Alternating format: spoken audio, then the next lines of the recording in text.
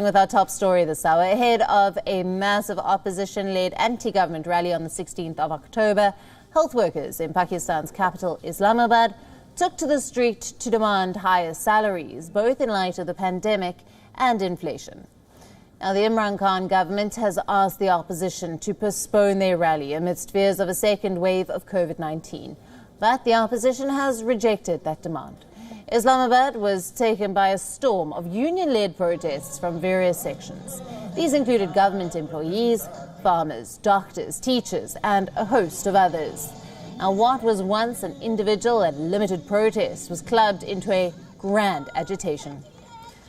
The All Pakistan Clerks Association, women health workers and pensioners are among the various worker unions who staged a sit-in in front of Parliament House. Now, most of the protesters have called off their sit-ins after successful negotiations with the government. However, the women health workers are continuing with their protests at Islamabad's famous D Chowk, where the Pakistani Prime Minister Imran Khan, when in opposition, regularly held protests.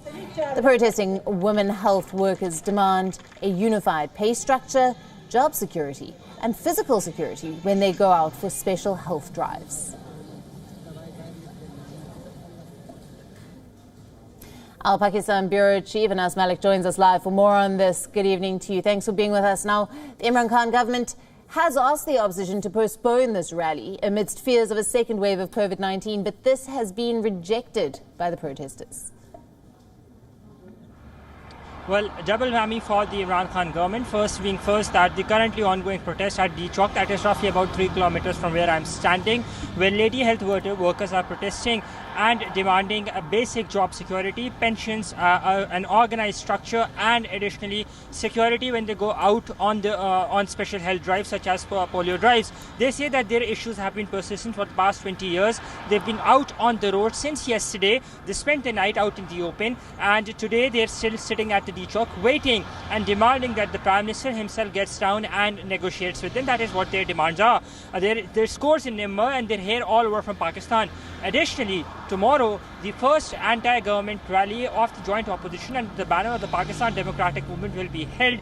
This is an alliance of 12 opposition parties or anti-government parties who will be holding their first rally in Gujranwala. The opposition has alleged that there is a crackdown that is going on against them, but the government has said that they would not be, that they've made amends, and all of those who have been arrested will be released. In fact, the government has also granted permission to the opposition parties to hold the rally at Gujranwala's Jinnah Stadium as well.